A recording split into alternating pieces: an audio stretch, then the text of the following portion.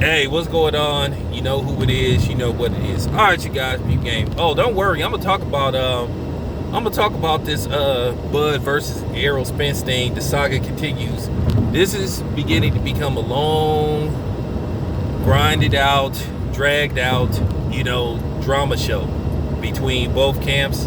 And at the end of the day, I'm keeping it 100. I'm gonna say what I need to say about that, and I'm gonna speak on that.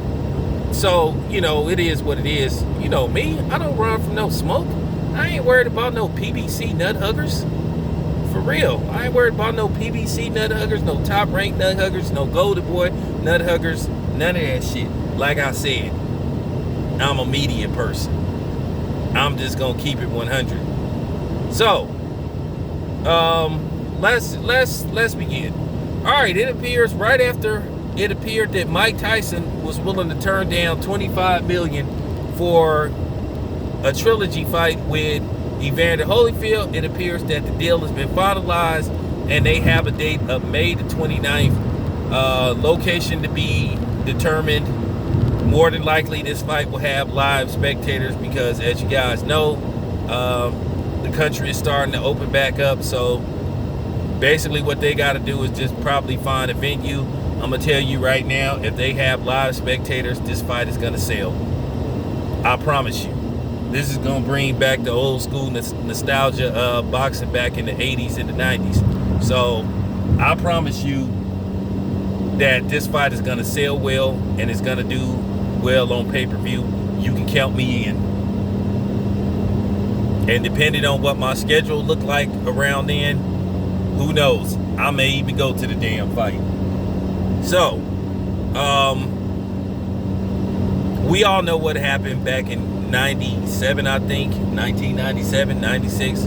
And, the rematch, Mike Tyson snapped, lost it. He bit Evander Holyfield in the ear. He was disqualified. He lost his license. And for a while, Mike Tyson was not allowed to fight in certain places. Keep in mind, when he fought Lennox Lewis,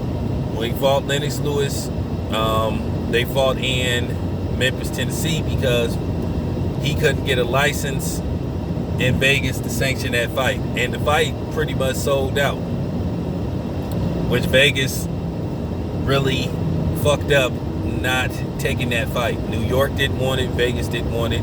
I don't even think Texas wanted it. So they had to find a venue in Memphis, Tennessee. They fought at the Pyramid. That's the old the old arena of the Memphis Grizzlies. Now the Memphis Grizzlies play in the FedEx Center. So, I remember that fight. I remember watching it. They had a whole bunch of fight parties.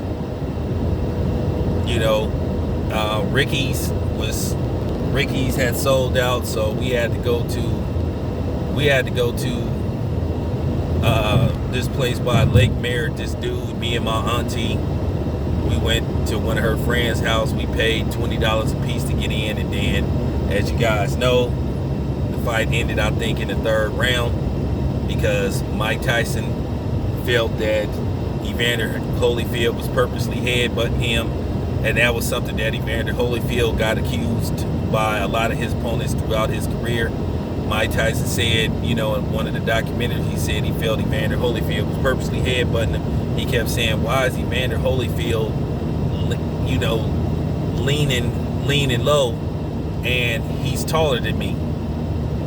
So, he cut Mike Tyson on the eye. Mike Tyson felt like, damn. So Mike Tyson snapped.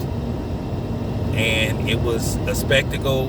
Mike Tyson was ripped to shreds by the media. They called him this, they called him that. And Mike Tyson's reputation took a big hit.